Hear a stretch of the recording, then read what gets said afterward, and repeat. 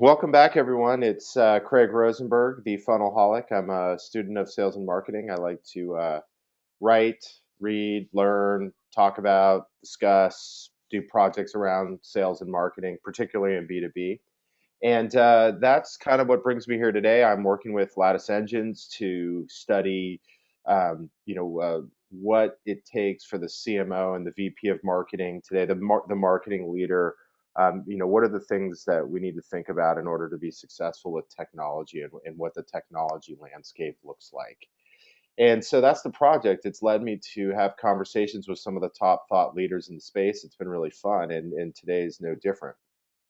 So today, I've brought Matt Heinz on, and Matt, just so you know, is one of the most versatile thought leaders.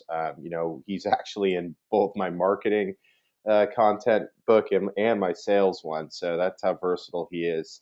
Today's topic, though, what we really wanted to do was talk about this idea that what the marketing department will look like in 2017. There's a Gartner stat out there that the CMO is going to have more budget than the CIO by then. And so I thought it would be great to talk about what that means and what that might look like. And there's no better guy to do that than with Matt Heinz. Matt, before we go, why don't you spend a minute just talking about yourself and letting everyone know kind of what you're all about? My name is Matt Heinz. Run a company called Heinz Marketing. Been doing sales and marketing for a long time. Do a lot of writing. Just mostly focus on B2B. And to that point you made about sort of marketing and sales. A lot of the work that we do, and I think we'll get into this a little bit. The marketing organization, leading organizations today, let alone in 5 years, 4 or 5 years, are really blurring that line between sales and marketing. It doesn't mean that there aren't going to be distinct functions, but it does mean that you can't think about this as two distinct efforts. You have to think about this as one coherent, customer-centric buying process. And if you do that right, then I think the best sales and marketing people moving forward are going to know both sales and marketing so that they can understand the entire buying process and the entire funnel and how to improve that. Perfect. Okay, well, with that, let's just get into it. I can't wait. I set the table. We're talking about 2017. We're doing this future look into what the marketing organization is going to look like. Well, first, let me ask you this actually. What do you think of that quote? This idea that in 2017, the CMO is going to have, more technology budget than the CIO. What does that mean to you? I mean, what do you think of that? It's interesting. I think it's an interesting stat. I don't know that I believe it. Right. I think that if so, first of all, I think that the marketing is going to spend multiples more on technology in the next couple of years, let alone 5 to 10 years, than they are today. Whether that will outpace the CIO, I don't know, because I think the CIO is only going to increase the amount of money they're spending on IT and technology as well. Yeah. I think the point to be made, though, is that I think technology is replacing media as one of the primary drivers of marketing success. Doesn't mean we're not going to have media channels that are worthwhile. Doesn't mean we're not going to have the opportunity to go out and do some of the traditional advertising and marketing we've done. But I think the opportunities with marketing automation, with sales intelligence, with lead scoring, all the different things we can now do already from a marketing standpoint with technology to better understand, manage, and communicate with our prospects is only going to increase. And so I think that those tools and that technology that enables that is going to become more important to marketers, not only because it exists and unlocks opportunities that haven't existed before, but because it means marketers can generate the results they need, contributing to the revenue bottom lines of the organizations at a lower cost. As those organizations grow, as the lead generation goals, as the responsibilities of marketing grow, they can achieve those goals at a lower and lower cost as a function of what they're doing today. And that's one of the biggest reasons why I think technology is growing so much, not just in adoption, but importance. Yeah, interesting. I guess what the question is, would we have been 7 years ago, 10 years ago, would we even be broaching this topic? I mean, it's amazing how things have evolved, right? So Yeah, quickly. I think there's always been things. We didn't, it was a while, 7 years ago, that social media didn't really exist, right? So we weren't even really thinking about the opportunities there. It's hard to sort of think about the things you don't even know are possible and haven't even conceived of yet. Forever, I think marketers have been flummoxed by our inability to drive true ROI from campaigns, right? Yeah. The fact that we've got, you've got your direct mail over here and you got your email here, but then you've got 4 different email campaigns and then you've got a webinar campaign, all going out to the same prospects, and then occasionally some of them show interest and become part of your sales pipeline. where is causality in that? How do you weight the impact of those different marketing channels? I mean, forever, even with offline marketing, we've wondered what's working and what's not. One of the things that what's always been a problem in marketing is tracking and conversion metrics, right?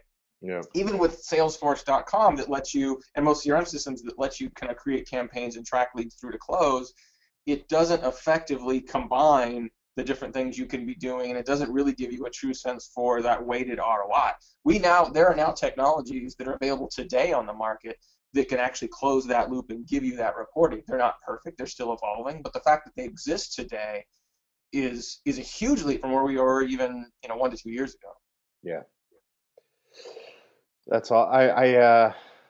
It's awesome. It's just fun. It's just really fun to talk about. So speaking of which, let's do it. So let's look at your thoughts on 2017. So, we don't need to necessarily validate the Gartner quote, but we all know that we're moving at the speed of light. So just, put on your future lens and tell us, what are the trends that you believe are the things that are going to be happening then in this, really highly enlightened, highly automated marketing organization of 2017. Yeah, and a lot of the things on my list aren't exactly things that I'm sort of thinking, okay, people will eventually do this. Most of the things on this list are things that leading marketing organizations are already starting to do. Yeah, and I think the goal, the message here is that plenty of companies are starting to pioneer this. They're experimenting with it. They're going to make mistakes. We can learn from that. But I think because of the opportunity and potential it represents, we're going to see significantly more marketing organizations do this in the next 3 to 5 years. So the first one that I think we see a lot right now is that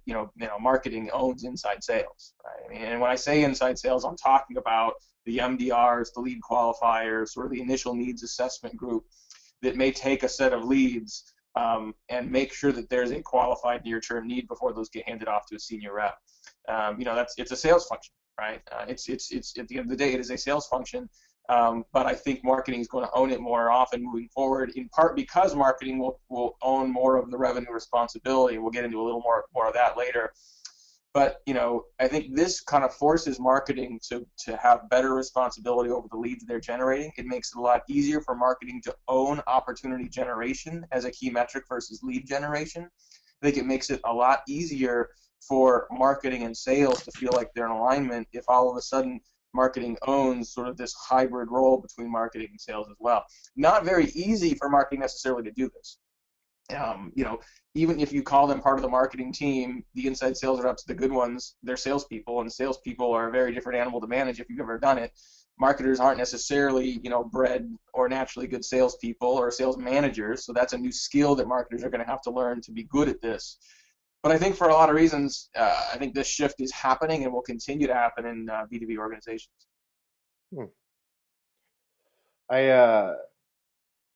What's the percentage you think today? I'm curious about that. I see it. I feel like it's, I work with growing companies, and I'm like, keep it in marketing, just kind of like what you're, on the inside sales stuff. And from what I see, I think it's single digits, probably less than 5%. It's pretty small at this point. I think for a number of reasons. Sales doesn't really want to get rid of it in most cases. They see it as sort of that's our job. Marketing doesn't really want it, right? Because they see it as a sales role. Marketing doesn't feel like they have the bandwidth or the skill set to manage it at this point. And there's plenty of organizations that just haven't even evolved to the point where marketing thinks they're doing any more than flooding sales with leads. So I think there's lots of different levels of the evolution there. But and I'm not an analyst, I haven't done any research on this, but I would say at least single digits, if not less than 5% of organizations are doing this today. All right. What else you got? We're starting to see sort of the marketing meets Moneyball as well. And what I mean by that isn't necessarily sort of having better metrics, but it's the fact that you have people that don't have a marketing background getting into and being really good at marketing. Right? And what I mean by that is, you look at baseball and you've got general managers that have not played, have not grown up in the game, but they're smart guys that are using a different system. There's a book. It's funny. So everyone's familiar with Moneyball, which what it talks about Billy Beane and the Oakland A's. Not as many people are familiar with the book The Extra 2%, which is sort of Moneyball 2.0, if you will, that really talks about the Wall Street guys that went down and took over the Tampa Bay Rays and turn that team into what is now a perennial contender on a shoestring budget. And they didn't follow the same tactics that Billy Beane followed. What they basically said is the 2% is they're just looking for that small positive margin, and they're looking for guys that they can basically spend a little bit of money on, and then get that small incremental lift, and then across the entire team in the organization, they can see the kind of performance they want because they're staying consistent at that, right? So they're not baseball guys. They're money managers. They're smart money managers that are taking best practices from one industry and applying it to another. I'm already seeing marketing organizations hire quant jocks, hire guys that coming out of finance to sort of run marketing. Now, that doesn't mean that they're going to necessarily, be the best copywriters in the world, but I think in terms of being able to really dig deeper into the data and kind of pull together the information across campaigns to understand what's going on, they're going to unlock opportunities and things to test that are going to improve the ability to go out and generate more activity and more traffic and more leads and more opportunities at a lower cost. And so I think there's a lot of marketers that are kind of afraid of that, just the same way that long time baseball GMs are afraid of the smart guys coming into baseball. But if I think if you're a marketer, if you're a marketing leader, I would encourage those kind of people in your organization. I would find those smart people and bring them onto your team as your secret weapon. The same way that Billy Beane, hired Jonah Hill to come in and work in his organization to really sort of provide a lot of the analytics to do what he already kind of envisioned as an opportunity and just couldn't technically do himself. And I think that opportunity exists for CMOs today now too. Yeah. All right. That's two. That's two. Yeah.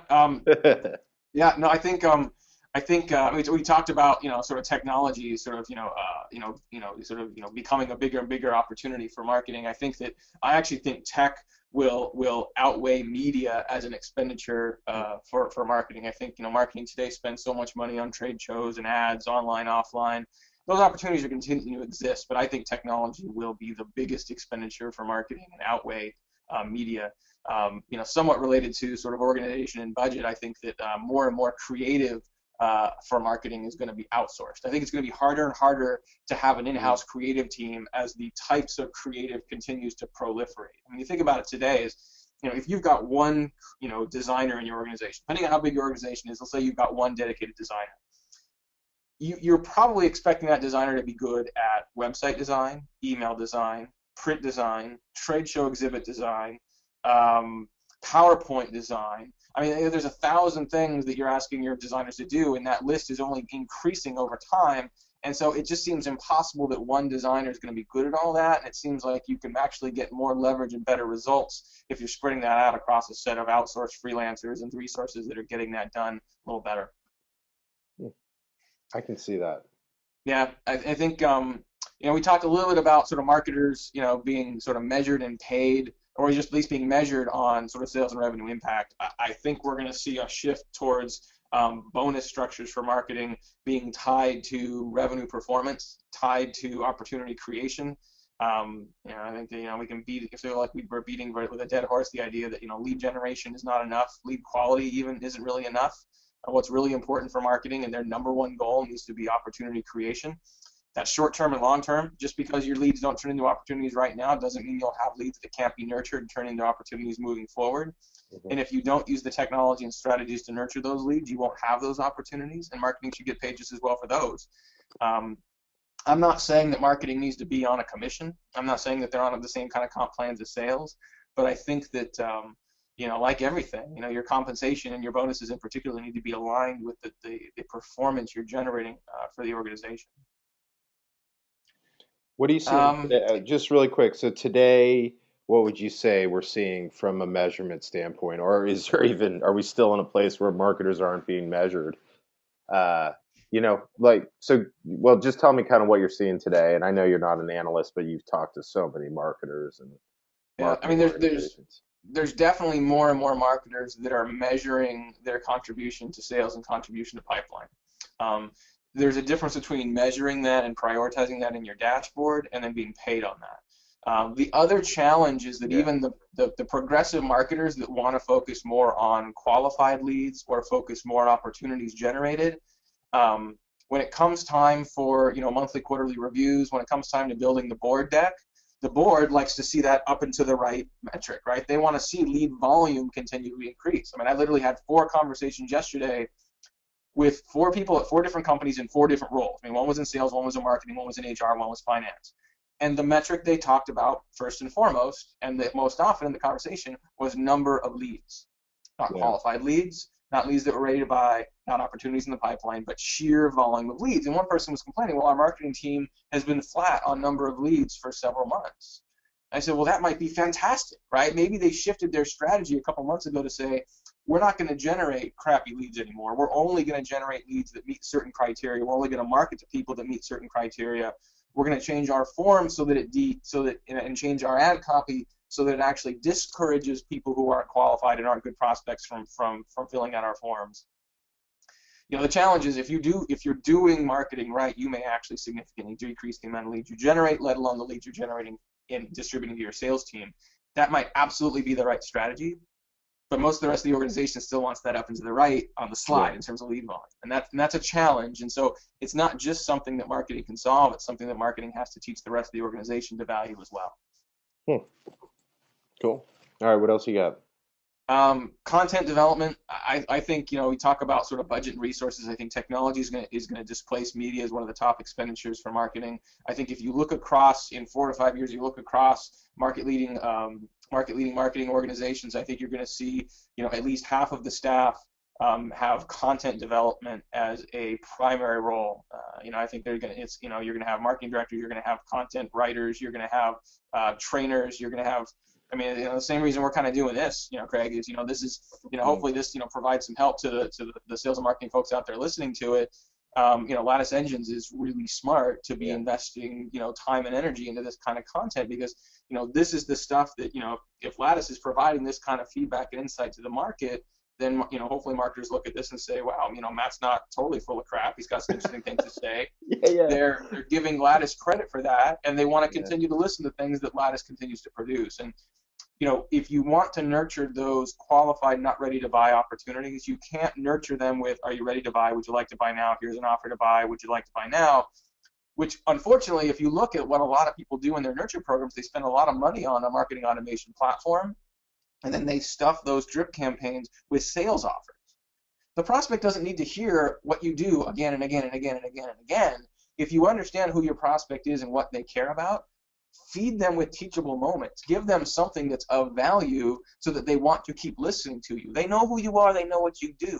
You're not going to change the myriad of criteria and variables inside the organization that may determine when they're ready to buy. You're not going to have very good impact on that. No matter how good your sales and marketing pipeline is, you're not going to change when someone's ready to buy. But you can completely impact how often they're listening to you, how credible you are, how attractive you are to someone, and how many impressions you're earning with those prospects over time, which will materially increase the percent of those folks that come to you, not just when they're ready to buy, but when they're researching, when they're trying to discover how to fix a problem. And that puts you in a great consultative position as a seller to, you know, to help identify a solution and provide a premium service and maintain your price as well. What's the other half of the organization going to be? Basically, just people collecting paychecks. You know, there's always, you know, these. I think you're going to have. You know, there's creating the content, and there's doing something with it, right? I think this kind of leads a little into the next topic, which, you know, one of the other things I think we're going to see moving forward is we're going to see the lines between. Well, I mean, we're already seeing the lines between marketing and sales kind of blur. I think the lines between marketing and customer service are going to increasingly blur as well. Yeah, that is, and I'm very glad you brought that up because I've been seeing that from you a lot. I'd love for you to talk about that. That's great. Well, I mean, there's a couple ways to think about this. You know, one is a lot of organizations focus, 80% of their marketing attention on the sales pipeline, and that's all fine and good. But, you know, if those organizations are built based on, providing great service, or if the lifeblood of your business model is based on lifetime value, once you get someone signed up, if you are shortchanging the onboarding process, if you're not putting the focus on reinforcing value and providing proactive value and support to your customers, you're missing the opportunity to really influence where all the money and the profit's going to come for your business. I mean, so we talk about the sales funnel, which is great, But I could argue that the bottom of the funnel we typically talk about is really the middle of a sales bow tie, right? So once you get to that middle, you've started your business relationship, and that's the start of that lifetime value you're hoping to achieve. Now, from a customer service standpoint, think about the channels you're communicating with customers. If you've got an email list, you can have your prospect list over here and your email and your customer list over here. Social media is not that clean, right? Like most web and social related channels are not that clean. So, I think it's incumbent on marketing to support customer service, and for customer service to be tightly aligned with marketing so that they're using the same resources. I'm seeing marketing own customer training far more often now, where they basically are able to better control the message and create content that can be leveraged both with customers as well as with prospects. Social media is another piece of that, right? Where you could argue that marketing can own social media, but then I think you've got just because customer service, they say they own the phone and they own email support, why wouldn't they own social media support as well? And then how do you actually separate those channels, right, between marketing and customer service? So inherently, because of the way the channels work, those teams have to work together. Either they have to work together or they have to start to merge or blur a little bit to be more effective, but also be more efficient. I mean, you can't have them operating in a vacuum. Dude, just to tell you, sorry, calling you dude. We're just hanging out, talking. I interviewed Vala Afshar. I don't know if you know him. He's the CMO of Enterasys. He's written books. He's a big social CMO and social CRM guy. And now, it was refreshing talk. For seeing this from you after talking to him, I'm so sales and marketing synergistic point of view. And then, he was so customer service. He came from running their customer service, and I just was really enthralled with what he was talking about. Now I've seen you writing about this and talking about it, and I think it brings up issues. It makes a ton of sense. It's going to be really interesting as those sensibilities merge over time. I think that's a really good point. Well, I know that this is an entirely theoretical point, but like if you could blow up the organization and start from scratch. Unfortunately, people would probably set it up the same way because it's just what they know. But I would argue customer support and marketing are probably the same organization. Whereas today, I think you probably more see customer service and sales is more likely to be part of the same organization. Yeah. And I could justify that as well. That my concern with that is, I think it's really, really easy for organizations to start looking at customer service and say, gee, we want you to be responsible for upsell and cross-sell. We want you to be responsible for finding new sales opportunities within your customers. I think that's a slippery slope. Right? I think that it's important for organizations to look for opportunities to provide more value to their customers, and oftentimes that does mean increasing share of wallet. Huge opportunity that most companies aren't looking at. But I think if you start to treat and expect your customer service reps to act as salespeople, you kind of cross a line a little bit, right? I think you really want your customer service and your customer support people to be independent, to not be responsible for nor be expected to sell. If they hear, now you can train your customer service team to listen for those buying signals, to ask questions that will identify opportunities where you might be able to provide more value to your customer. That then should generate a referral to a salesperson who's an account manager who is in more of a sales position to call and say, hey, I just had a chat with John over our customer service team. Sounds like you guys talked about X. Can you tell me a little more about what's driving that? Like, what are the organization needs behind that? Have the needs assessment conversation first, and then say, well, we might be able to help you with that. Have you heard about this product we now have over here? Or this territory just became available, or something where the sales person or account manager can have that upsell conversation, but you're teaching the customer service reps to identify them, to listen for them. I think it's a better delineation of roles that still makes an efficient use of the overall organization. So cool. I love it. What else you got? I think that's the whole list on 2017. Let me make sure. The only other piece that I put on here that's is kind of a throw-in is that marketing doesn't really own the brand anymore. Right. I think there's plenty of marketers that still want to hold on to writing their positioning statements and saying this is how we're going to talk about ourselves. Yeah. And you do that in a vacuum, and it's not necessarily a bad idea to say here's what we want people to think about us as. Right. Here's what we want people to say if someone asks our customer, who are these guys? What do they do for you?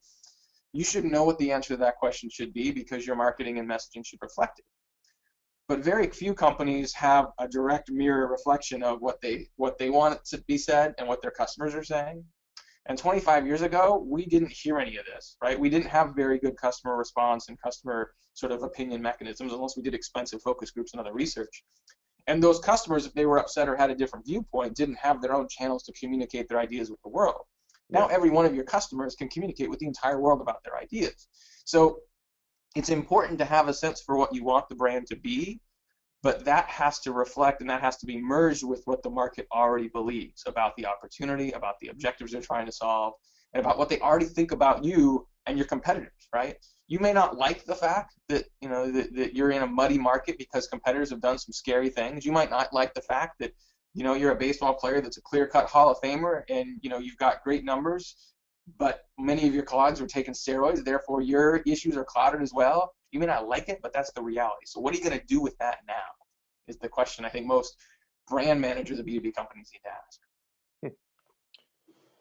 Well, let's tie a little bit of this. This was perfect, by the way, and I'd say let's talk for another couple minutes. Where I'd just love for you to say, now that we understand, what the what the sort of prevailing trends are leading into 2017. Um, let's just focus in a bit on technology here. So 2017, as a, is there anything we can learn that will inform us what, technology will look like as a result of the things that you're talking about? Or is there a particular trends around technology you think we might want to address here today? Just kind of, let's just overall, if I didn't make all these words that I just said, I'd say, tell us about technology in 2017 and what it Yeah. means. I mean, there's a couple trends for sure. I think, I mean, it's kind of surprising to me that technology has not yet gotten better at helping us. I mentioned before, sort of, really better understand ROI of our marketing efforts. I just don't think the tools we have talk to each other well enough. It doesn't combine enough with the information. That full circle of ROI measurement, just doesn't really exist yet. There are companies working on that now, and are doing some really great work around it. But I think that's going to become a bigger part of our technology. The other thing that really bothers me today, I don't know if it bothers me, but it seems like a missing opportunity, is that when it comes to lead generation and lead nurturing, we are entirely limited today based on the people that we know about, right? I mean, you think about lead nurturing. Well, I can only nurture the people that I know about. I can only nurture the people in my database. Well, there are buying signals that are happening all over the web every day, right? There's a prospect out there today that has a need for sales and marketing consulting, right? Or has a need for IT services. Our technology should be able to sniff that out and tell us who those people are. Why can't we nurture people? Why can't we put people into our pipelines that we've never heard of, but that we're able to sort of turn the microphones back around to the web instead of us sharing our message, let's listen to what the web has to say and find out who's out there. I mean, I continue to tell people, I said, and the biggest opportunity for B2B organizations with social media isn't to talk, but to listen, right? I think our biggest opportunity is to figure out what our customers are talking about. What are the problems they're sharing with each other? What are the outcomes they're seeking? What are the things they're dealing with on a daily basis that are already their priorities? And a minority of those things and a minority of those prospects will be talking about things that you can solve. They're not talking about your solution. They may not care about your solution. They may not know about your solution. And honestly, at the end of the day, they still don't care about your solution. They care about the outcome, right? So if you can understand the process people go through in terms of the problems they're enumerating and the outcomes they're going for, and look for those buying signals across the social web and across the web overall, then you've got an opportunity to find early stage leads where you can have those teachable moments. Where as the challenger sale says, you can be a problem finder. Right? You can identify places where you can enumerate and quantify the problem people didn't know that they had. And I think that's a huge opportunity. It's funny, a lot of people talk about the Challenger Sale as being a really important book for salespeople to read. I think it's equally important for B2B marketers to read. I mean, I look at a book like the Challenger Sale, and even a book like, To Sell is Human by Daniel Pink that was just published recently. These are books that marketers need to read. We talked earlier about sort of the fact that marketing and sales, when it's done effectively, are really sort of the lines between them are really blurring. I think the way that salespeople are working today in a world where buyers have more power, where they're more educated, I think the sales strategies work equally well as marketing strategies today. That was perfect. By the way, for the sales book, which Yeah. for everyone listening, Matt has a piece in there as well. We interviewed the Challenger guys, and Oh, good. that what you just said is a trend that they said. Basically, they built this as the Challenger sale, and what they've learned as the organization is a big change manager in the whole organization as Mhm. marketing and frankly, a lot of areas in the organization start to think about the Challenger model. So that was great. So Matt, thank you. Just so everyone understands how this works, is that basically what I've done is I've videoed the interviews I would do as I create content, so that you guys can see as we talk about the issues. But the idea here is to take a lot of what you're seeing today on this video and create written content. So we'll have blog posts and ebook related to this project, and you'll hear more about that from myself and Lattice Engines as we go forward. Today's topic, as we said, the marketing organization of 2017. I think we learned a lot today. Matt, thanks a lot for coming out. That was awesome. Good. Thanks for having me. I appreciate it. And for everyone else here, I hope you enjoyed it as much as I did. I think we have valuable content. I think we have a lot of things to think about, and that's the point. So until next time, thanks everyone.